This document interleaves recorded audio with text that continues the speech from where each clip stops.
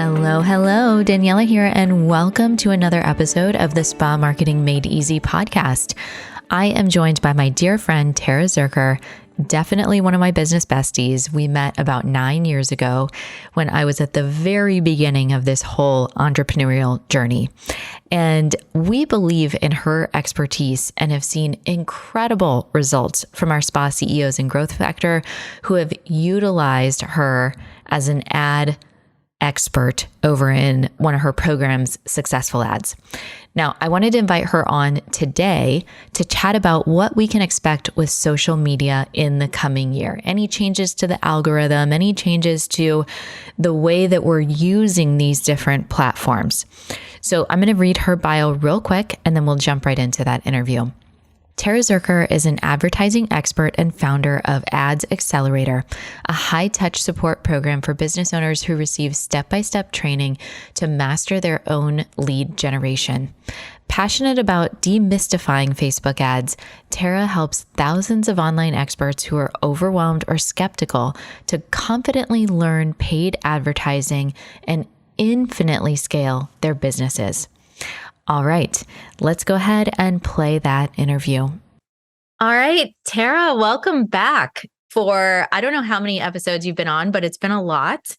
And it's been a while though. I'm so excited to have you here to talk about what can we expect in 2024. I think last year or the year before, it was the big iOS updates that was making everybody tailspin. I don't think that there's anything crazy like that now, but let's just what's the lay of the land? What's happening? What can we expect in the coming year with ads? Yeah, ads, fortunately, have really stabilized since those big updates and actually are getting better and better. I feel like Facebook has doubled down on some of their on-platform features that are actually incredibly easy to use. Like the dirty little secret, that I think is out more and more is that ads have become really, really easy to set up, especially with certain features like we'll talk about it a little bit later, but lead ads or messenger ads. So you're getting conversations and some really exciting developments as well from very simple ad types like video views. We can talk about that. We're seeing amazing things all across different industries in kind of brick and mortar spaces or service-based spaces, but there's a lot of good simplification. So that's great for everybody who's listening in because ads are getting actually simpler and more effective. I remember when I actually joined your program when you very first started it and you were walking me through and I was like, yes, I actually kind of want to throw my computer out the window trying to learn. And so now it's simplified. So it's actually getting easier and easier. I'm hearing spa owners that are joining Successful Ads Club saying, okay, I've got these ads going and I've got too many leads coming in for my event. And, one of the gals actually said, I had to turn them off. And I was like, no, don't turn them off. But it's a great sign is that like, hey, here's this thing that can help get new clients in the door, can retarget existing clients that used to be really hard and overwhelming and heavy. And I'm not saying it's a piece of cake, and I don't think you are either, but it's a lot easier than it was even just a few years ago. A lot easier. Also, we have to think about, there's a couple of other developments that are really important to think about. Number one, the algorithm is so incredibly sophisticated at this point. So it used to be, so if I'm like a media buyer, right, which is before I was really focused on training, my day-to-day job was placing people's ads and making tweaks and things like that. It used to be, we could adjust a lot of things and kind of outperform the machine simply with all of these manual tweaks that we would make. And honestly, a lot of the value in media buying was kind of that. You could, outperform how the standard was, if you just let Facebook spend your money versus if you made all of these manual tweaks and said, for example, I only want my ads to run on this day at this time, or I only want it to run to this very, very tiny segment of audience. Now the algorithm is so sophisticated, there's nothing that you can do to outperform it. There's just not. And so letting Facebook have more of the control, like 90% of the control, and you just set up about, 10% of the settings, it's the best thing that you can do. It will spend your money the most effectively. So that's thing number one. And thing number two, and for better or worse, we're now entering an AI era. I know we all have opinions about that, but there's so many amazing tools that makes running ads even simpler, such as Chat GPT and writing your copy, or there's so many amazing even visual, even Canva right now, it has so many AI integrations for the visual piece of it. So it's just your life for marketing is just getting easier and easier as long as you're just using the right up-to-date tools. So how do we carry that into 2024? How are we saying, all right, now it's easier. Now I've got these AI tools. I haven't been doing ads before. Where do I start? How do I set my budget? How do I know what's a good amount? What's a good cadence? What should I even be doing my ads on, I guess? Let's just build it from the bottom up or the top down. Let's build it. I think the first thing, and Daniela, I bet you totally agree with this, is understanding how much you should even be spending on your marketing budget in general. And when we are talking about service-based or brick and mortar, particularly the spa world, we want to be thinking about how much of our revenue should we be allocating to marketing. And when I say marketing, I'm including everything. So this is if you're doing mailers, if you are, hosting an event, we talk about a lot. And even gifting free services. A lot of times I'll say, if you're going to gift something to first responders or gift something to, doing something along those, look at the cost of that treatment as part of your marketing budget. And we're not wanting to give away the farm, but we're wanting to gift things strategically to get new clients or new patients in. But that does come off of your marketing budget. 100%. And some people I'd be curious to hear what you think about this. Some people will even break out certain portions of their payroll, such as if I have a social media gal, or a marketing assistant, some people will include that in their marketing budget. Some won't, and they'll include it as part of their payroll. But what are your thoughts on that, Daniela?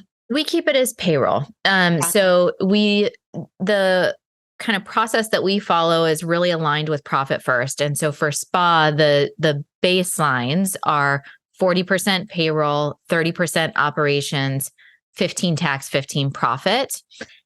That's benchmarks, right? It's obviously going to, this is a conversation that needs to be had with your CPA, with your accountant, with your financial advisor, because if you have a spouse that makes a really great income and you're wanting to cover taxes from the business and personal, you need your CPA and financial advisor to tell you what that percentage is.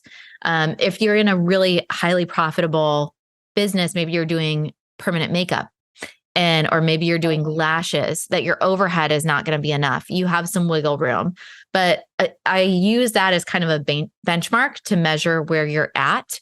And then our social media, those individuals will fall in that payroll because I believe in employees rather than contractors. I love that. Yeah. I love that. Okay. So let's just say that you are, we'll just do this with easy numbers. Let's just say that you're doing, should I do 10,000 or 100,000 a month in revenue? Let's do 100,000 a month in revenue. Let's do 10.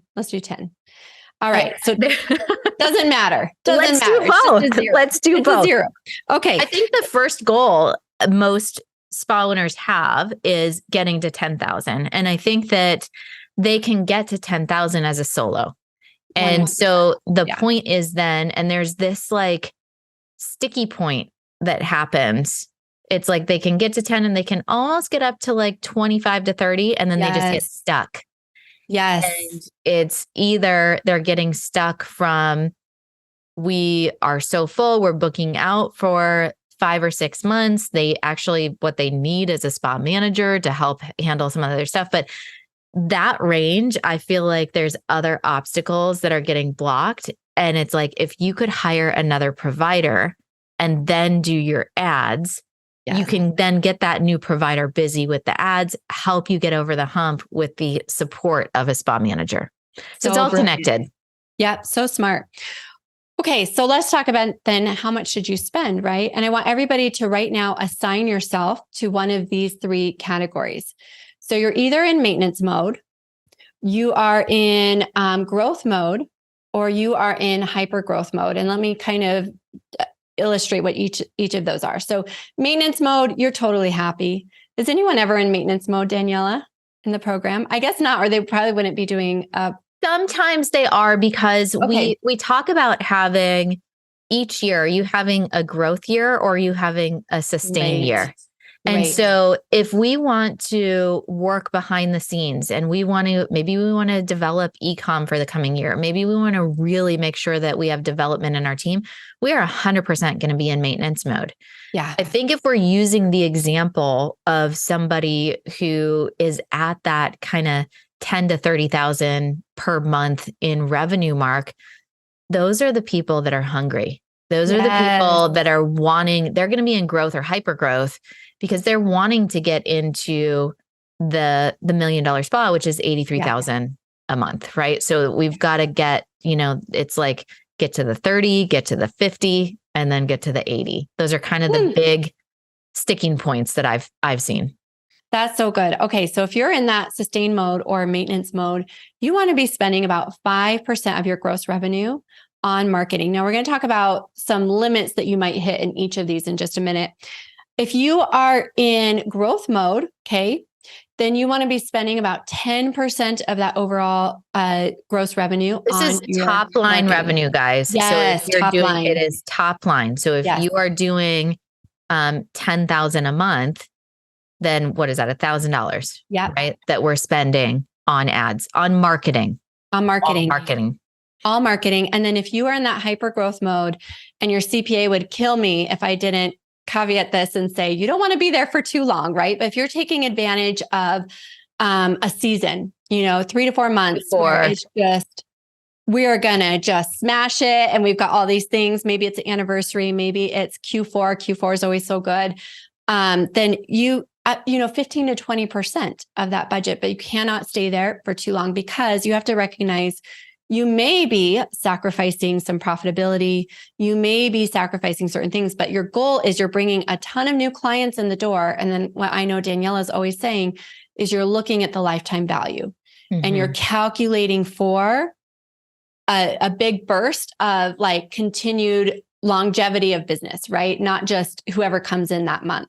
It's so important in spa because you are going to attract new clients, and they are going to come in just for whatever that promotional offer is and then not come in again. That is, that is going to happen. But ultimately what our goal is to get a patient or client that is going to come in quarterly, if not monthly. So the cost that it cost us to get them to come in for that one service is not the actual revenue that they're bringing in over the course of the year from the services that they get, from the retail that they purchase, from the friends that they refer. So as business owners, we need to really zoom out and take that high level view of, yes, it's costing me X amount to get this new patient in the door, but how much value, monetary value, is that patient providing my practice over the course of a year? 100%. And if you think about it, and I bet if you are thinking about which stage you fall into, you might be saying to yourself right now, I'm underspending. And that is, a lot of times what we will see in folks who are brand new to advertising is they hope that with $100, they can perform some miracle of getting 10 new clients. And that's not even a made up scenario. Like I've encountered that so many times, right?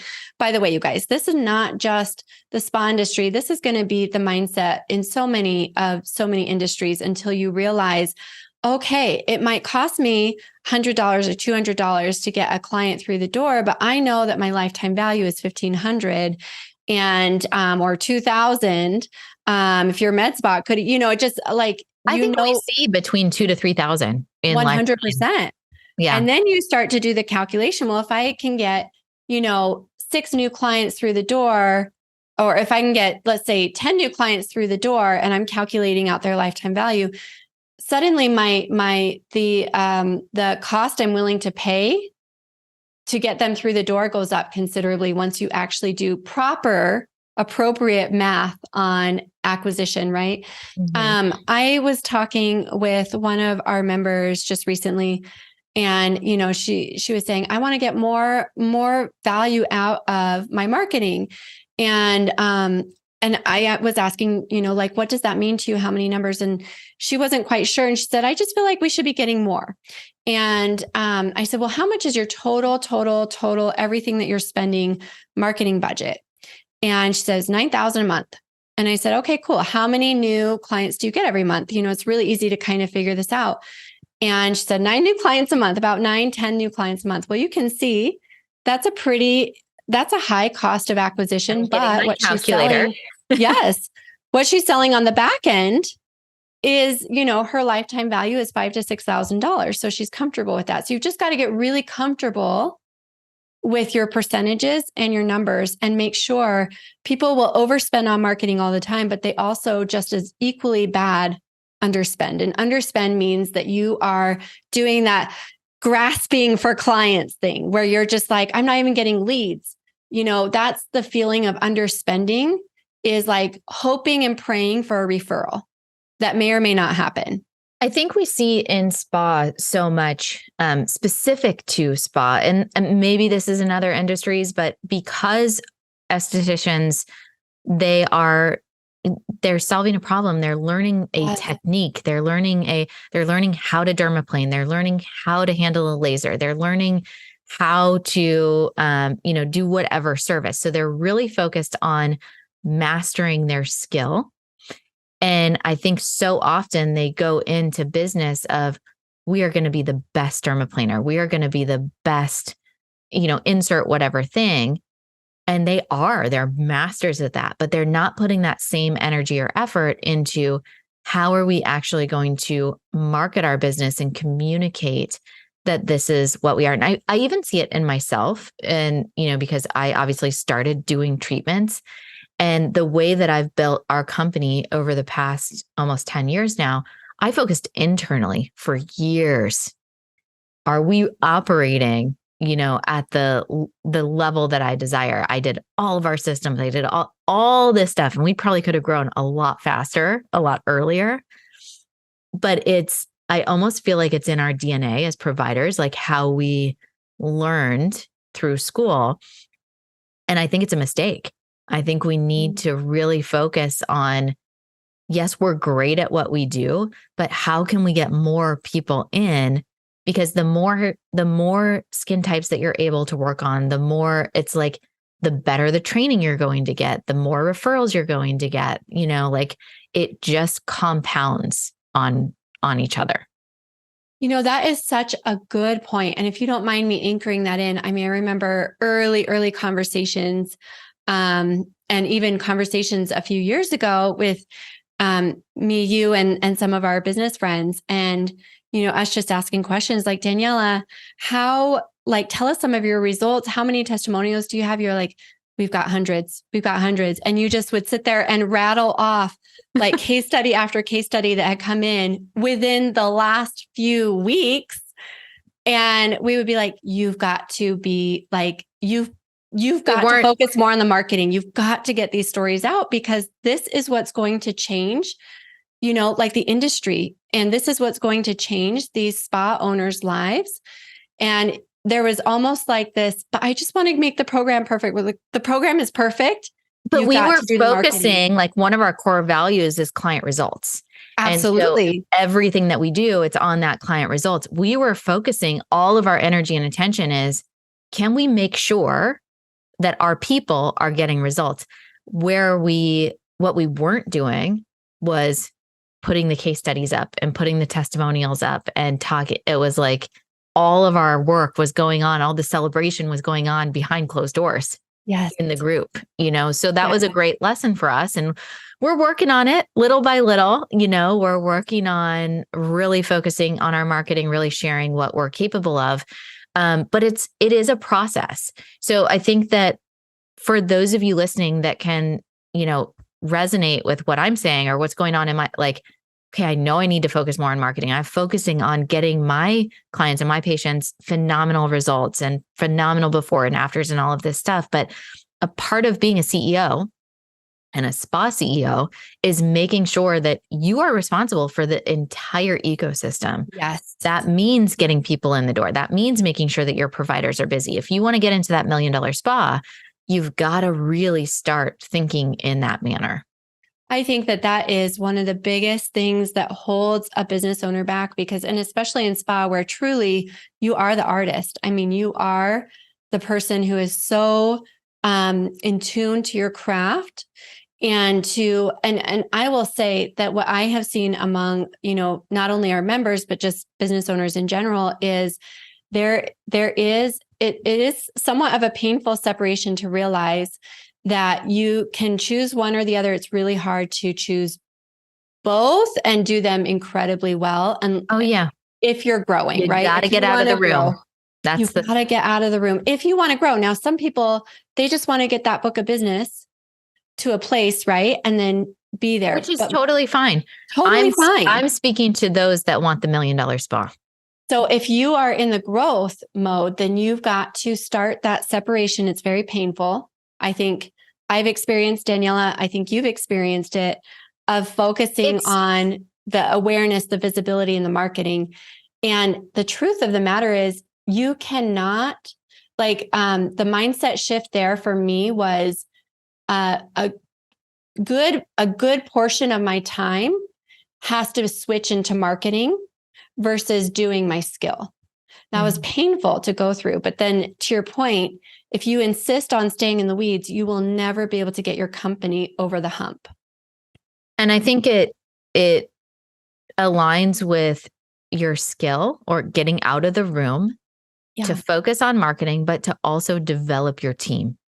And there's a lot of ego that's involved, which ego is not a bad thing, but it feels good when people only want to be with you. It feels good when you have these incredible relationships that you've nurtured over the years. And to then step out into something scary that you are probably going to mess up at because you don't really know how to do it yet, that's hard.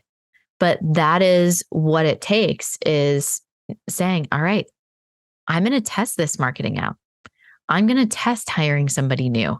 I'm going to test going to the Chamber of Commerce or BNI or whatever I need to do to be the mayor of my town. And it's all scary as hell. It's so scary. But it's also the thing that allows you to grow and allows you to get to that next space. Don't you think, though, that once you do it once, you really do, for the most part, in almost every situation, look back and say, whoa, why didn't I do that sooner? Like, why did I give that so much space and energy? Yes and no. So, I mean, I think when I look back, I say, wow, I could have grown so much faster, so much if I would have done that. But I also, in a way, I feel like everything happens exactly as it's supposed to. And I needed the time and space to grow into the CEO of a 7-figure company or the CEO of an 8-figure company or whatever that looks like. I just wasn't ready at that time. And so I think as long as you're constantly pushing yourself all the way to your edge, then you're going to get there when you get there. And you're only competing against yourself. So good. So true. Okay. So someone that is, let's go back to these growths, right? So we're in maintenance, which everybody should always be in maintenance, because even if you're in a sustain year, if you're trying to maintain, you're going to lose about 20% of your patient base every single year. That's normal. People move, people have babies, can't get treatments, all kinds of things that have nothing to do with you, and you should not take personal. And so you just look at, how am I going to add, how am I just going to replace the attrition that's happening in my business? And that's with that maintenance, that 5% of top line revenue. That can be from events, that can be from ads, that can be from a variety of different things. If you want to have a growth year, you go to that 10%. And I would suggest, it's kind of hard if you haven't been tracking your numbers. and you're like, well, how can I even plan if I don't even know what's going to come in? I'm terrified to do my numbers. And so I only do them quarterly or whatever the block is. Like, just start where you are. I find that using percentage base for everything works really, really well. And you can then say, and with ads, it's easy to turn it on, turn it up, or turn it down. Where if you're wanting to have an open house and you need a $10,000 budget for an open house and your numbers are variable and you don't know, it's hard to say, well, I'm going to immediately have that budget. But ads makes it super easy. I even think, if you're thinking about that marketing budget, so we gave everyone kind of those categories and those numbers, right? So if you're $10,000 spot, $1,000 a month. If you're $100,000 spot, you're looking at $10,000 a month, right? But then within that, what percentage are you doing to organic? So these are your boots on the ground, your events, your services that Daniela mentioned earlier, gifting those services out, and then what percentage to paid media? That's your Google ads, your Facebook ads. We could talk about even some more experimental channels such as TikTok. But you want to probably be somewhere around 50-50 with those categories. So like 50%, your organic boots on the ground, just really getting in there in the community and being involved. Mm-hmm. And about 50. Now that could change, right? You might have a season where it's 70-30, you might have 80-20, but if you just kind of put that as a general benchmark, I think you're going to be pretty safe and have a well-rounded marketing budget, several channels going that are going to ensure your success. You don't want to put everything on one channel ever, in my opinion. Right. But what I was going to ask, and I think that's with all lead sources. That's why I'm a big fan of strategic partnerships. That's why I'm a big fan of, all of those things. But when we're looking at, let's say we're doing 50-50 and 50% is going to organic marketing and 50% is going to paid ads.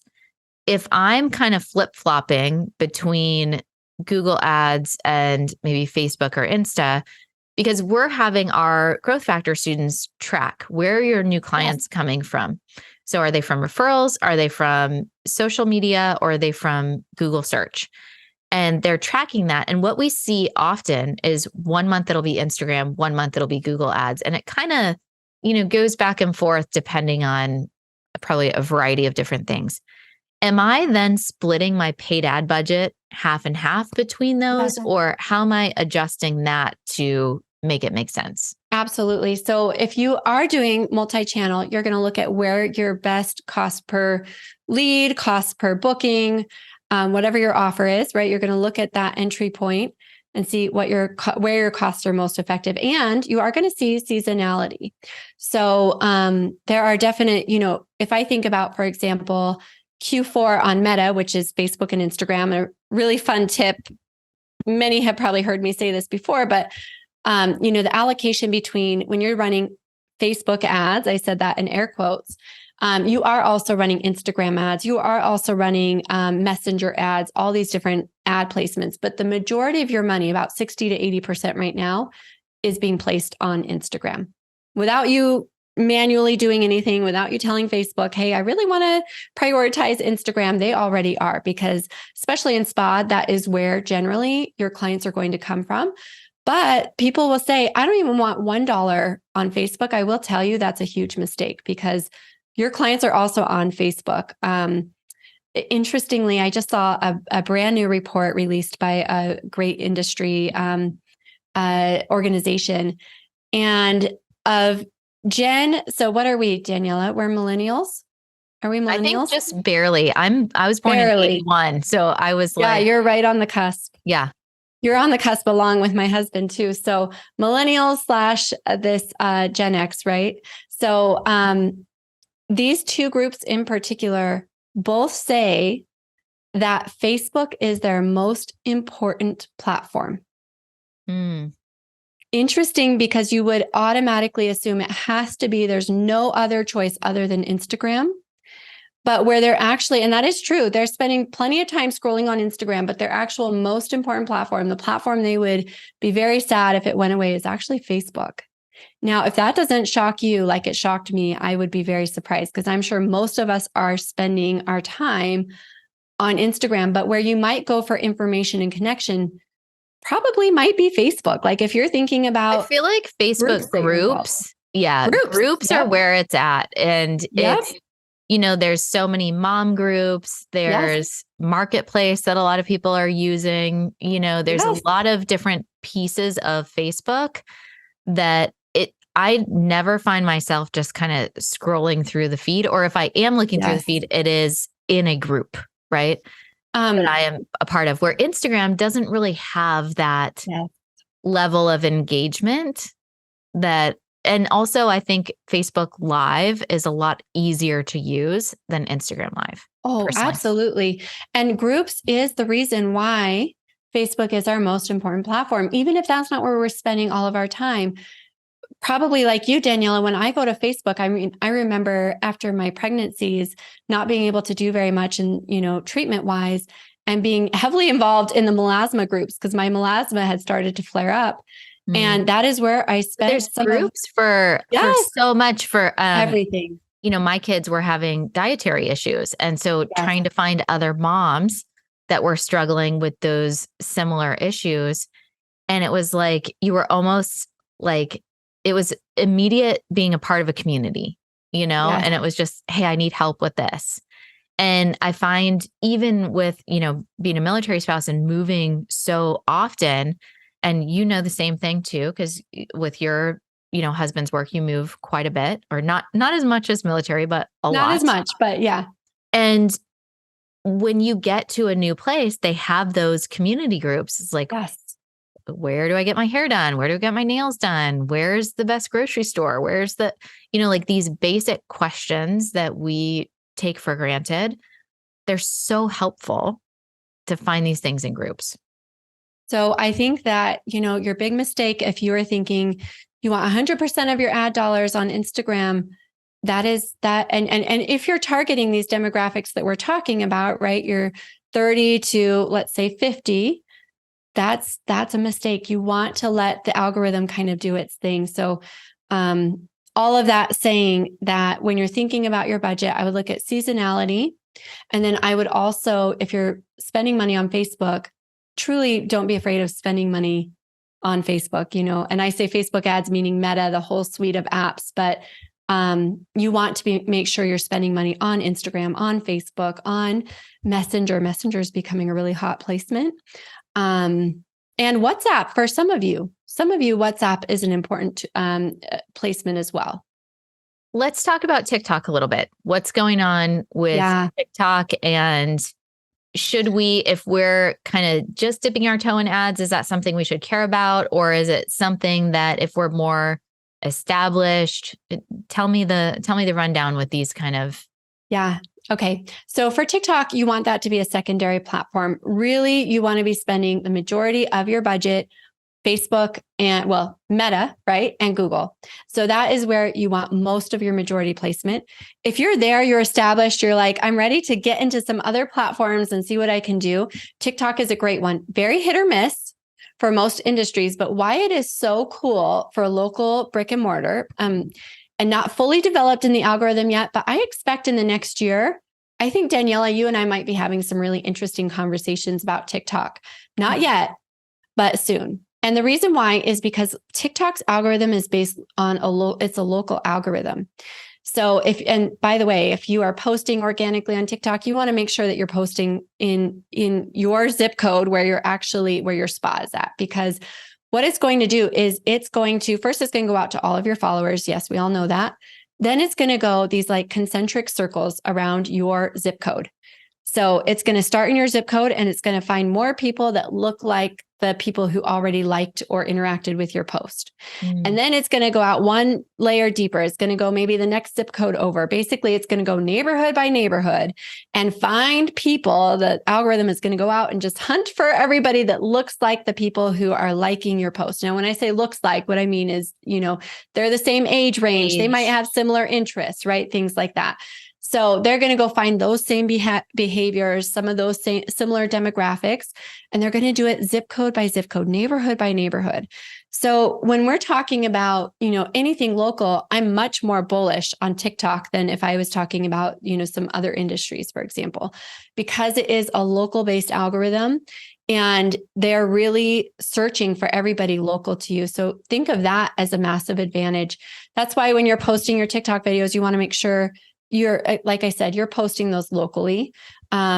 And being very thoughtful about that. So if you're going on vacation in Florida, I probably wouldn't post a video, if you're not located in Florida. Maybe some of you are lucky people. But if you are, if you're posting 2 states away because you're on vacation, just be mindful of that, because you're going to reach people that are near you, wherever you're posting that. So a couple of years ago, maybe I don't know exactly when this happened, but there was this big transition where video was the thing. Reels were introduced. Everybody went video. Is there anything new happening right now? Any important changes coming in the year? Or are we still just kind of reels are normalized? That's what it is. Reels are normalized. I'm thinking that there's nothing, of course, knock on wood, you say that and things are changing so fast. I mean, with AI, you never know what could be right around the corner. But as of right now, video is king. Now, is video king in ads? This is the question everyone always wants to know. And what I will say is you always want to test your videos, but I will tell you that still static imagery is driving 60% of results. So definitely get that video in there, especially if you're doing reels. You can repurpose your reels into ads. So simple, so easy. But if you are doing, if you are not including static images as part of your creative stack, as I say, you're probably also missing out on a little bit of the market. So definitely pop those reels in, but do not be afraid of static images. They're still driving, like I said, the majority of the results. So we want to make sure that we have all those different visual types for people to interact with and engage with. Now, when we're talking about what's new, like I kind of mentioned earlier, a lot of simplification, right? We're seeing phenomenal results, especially with local in Spot with video views. Now, this is something 3 years ago, I would have laughed all over this strategy. I got so annoyed when the big advertising gurus were talking about all you want to do is video views and this and that, because the truth was the data wasn't supporting it. It was a really fluffy strategy that worked for some. It worked for us. It worked for you, but it wasn't consistent. What we would do is we would do video view ads every single week on our podcast. And then we would retarget with a static ad to join the webinar. Conversion. Okay, so that's brilliant. But many gurus were not teaching this. They were just teaching video views in general. And actually, we only did it for audience, to build our audience. Yes. To retarget, right? And it wasn't consistent. This was the problem I had with that strategy. I couldn't find consistency across industry. I couldn't find consistency within industry. It would work for some, not work for others. And the reason for that, of course, partially would be due to video strategy. Now, Danielle had an amazing video strategist, right? But not everybody can pay thousands to get, very specific, thoughtful scripts and things like that. And so it's just very hard to make it consistent enough to make it a strategy that we always would recommend. Well, I will tell you that has shifted. And in particular with the rise of reels. And so how these two marry together is you take one of your top performing reels. Now, obviously, this needs to be very related to your spa. Okay. So you're not going to do something performing a service. It's not one of the silly reels. Yes. It's one of the let me see behind the scenes. People love watching an actual service being performed. What does it look like? I'm laying there. I know what it feels like, but what does it look like? Well, and the reason psychologically for that is you put yourself right into that situation. We do it automatically when we see video, particularly like advertising and things like that. You're putting yourself in that situation and thinking, oh, that could be me. I would like that, And so you want to have something related to your spa. You pull out your top performing one and you run a simple video views campaign. $1 to $2 a day will get the job done for almost everybody. But essentially, I'll break that down by a percentage in just a moment. But that is really effective. Another really effective ad type is messenger ads. And so people are less expensive as well. Way less expensive. And folks who feel intimidated by setting up a landing page, developing, a offer sequence or, follow-up email sequences and things like that. They are doing a great job with just simple messenger ads. And so you can use these two types of warm-up ads, and messenger ads you could even use as conversion ads, although I like a different type of ad better for that. I want you spending like 10% of your total budget on these types of ads. Then what I want you to do, and honestly, you guys, I'm going to tell you really truthfully, with those video view ads, we are seeing a lot of spas and just local businesses in general say, it's enough for me. I'm getting more people to my website. I'm getting more people DMing me. I'm getting more people, searching us out. And you're not necessarily going to see you're not always going to see conversions right from that to what it is you want to offer. A lot of times it's just the lift of, more Google search traffic, more Google My Business activity. You're going to see the lift kind of everywhere because people are going to see that you're out and about and they're going to be interested in you. Now, if you want to add on the next layer, that's your conversion ads. And the really cool thing about conversion ads is you can do these native on-platform ads called lead gen ads on Facebook, yes. Lead generation. We've done that. Yes. What have you found with it, Dee? It actually was way less expensive. Yeah. To do it that way. And there was a little bit that we had to how do we get that information into our CRM? Yeah. But it was fine. And we felt like we got a much better cost per lead doing, we haven't done them for a while, but there was a period of time that we did them, for 2 or 3 months. That was kind of our focus. This is one of those features that Facebook has doubled down on because they realized after all the privacy updates, it was harder for people to run ads. And so they thought if we can keep people on platform and where we don't run into all these privacy issues, what can we do with that? And they've really, really worked hard to make it honestly spectacular. Those ads are doing so well, but you have to have the right expectations. So they're very easy to set up. I mean, Daniela, what would you say? 20 minutes tops to set one of these things up. Have you set one up? I have not. You would have to ask my team. If I ask your team, they're going to tell me so fast. They're so fast, you guys, so fast. And what you do with them is you have back-end sequencing, SMS, emails, follow-up. I would even suggest a call. I know that people are always, lukewarm on the calling until they see it does drive conversion.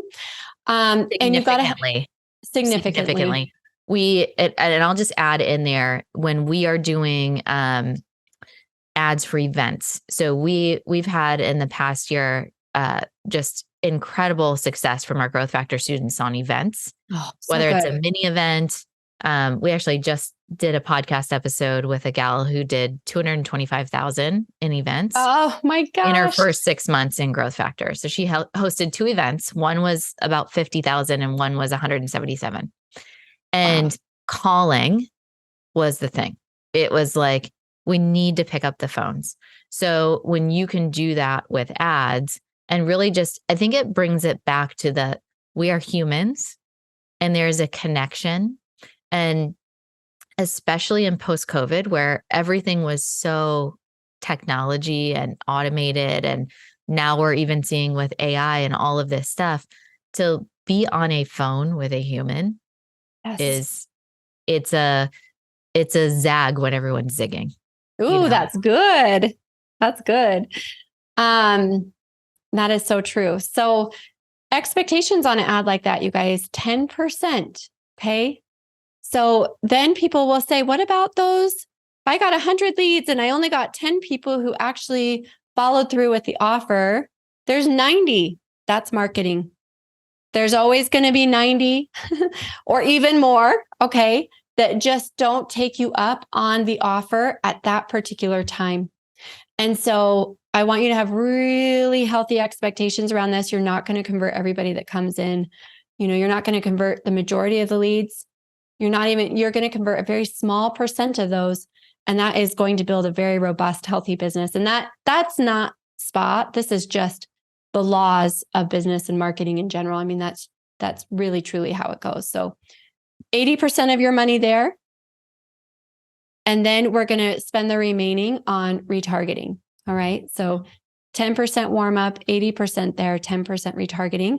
Sometimes we'll adjust that depending on where we're seeing most efficacy. So if I'm seeing your video, your warm up ads are doing an incredible job, well, let's put 30%, 40%. Some of you, I've got to admit, I teach you that strategy and that's where you stop. And you're like, it's doing amazing. I don't want to do anything else. That's fine too. So if we're doing the $1,000 a month on ads, it's $100 on these video view messenger, it's $800 on conversion, and it's $100 on retargeting. Yeah, you've got it. And again, we might adjust that. Okay. So this is very industry specific and very individual too. So if I see warm up is doing great, let's put more money there. Let's go 20, 30, 40%. Some of y'all are doing 100%. The starting point is like, hey, let's start here and see what's working and see, because it's also true that you can get a lot of leads in, but it's not the right leads. Absolutely. And so you got to make sure that they are the right people. And if you're getting, maybe your Google ads are costing more money, but they're a better quality of person, we're going to put our more money there. We're not going to go with just the cheapest one. So it's really important that we're really analyzing this data. Guys, this is the stuff that the CEO does with the marketing manager, with the social media manager. These are the things that we're looking at to really understand and have an on-point strategy. Because I know there's people listening like, who has time to market that, or who has time to do that? This is how we're like developing and saying, this provider does this, the spa manager does this. You as the CEO, this is one of the things that you're doing. And you guys, next level to that, what Daniela just said is you are analyzing lifetime value based on that, right? So lifetime value based on your Google, lifetime value based on your Meta, Facebook, Facebook, Instagram, Meta, lifetime value based on your organic channels, lifetime value based on your referrals. And that's where you start to, when you get to that level, now it takes time to develop that data, right? But Absolutely. some of you have spas that have been around a really long time and you have been tracking this and you can start to look at it that way. Ooh, things get really interesting when you slice and dice it. If you haven't started tracking yet, just start today and simply start with a little checklist that says, where did this person come from? And it's a notebook piece of paper that you can have by the front desk that literally every single new patient that comes in, how did you hear about us? Google, Instagram, referral. And we really want to understand that. And then we can look at, okay, all my referral people, here's what they actually purchased. Yes, it takes time to look this up in the system, but this is going to help you be really smart with where you're spending your dollars. Oh, so good. It's so true. I mean, data-informed decision-making will change your entire business. And also just moving beyond, I have a feeling this isn't working, to, talking in percentages only. I had 3% of my list convert into my Black Friday offer.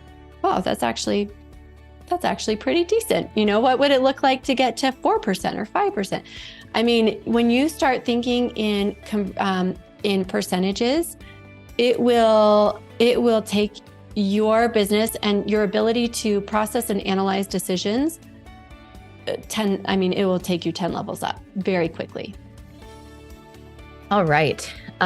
This was a lot of information. Is there anything else I wasn't asking? Or, I think we gave them a lot of details to get into the weeds. All right. So we're going to include all of Tara's links. She, of course, is the founder of Successful Ads Club, or what are we calling it now? Successful Ads. Yes. And then Successful Ads. Successful Ads Accelerator. We just rebranded, so we're getting used to all of our new names as well. I know, we got to drop the club. But yes, we'll include all of those links below this episode. Be sure to check her out. And Tara, thank you so much for sharing your expertise with us. Thank you, Danielle. It was so good to be here with you and your amazing community.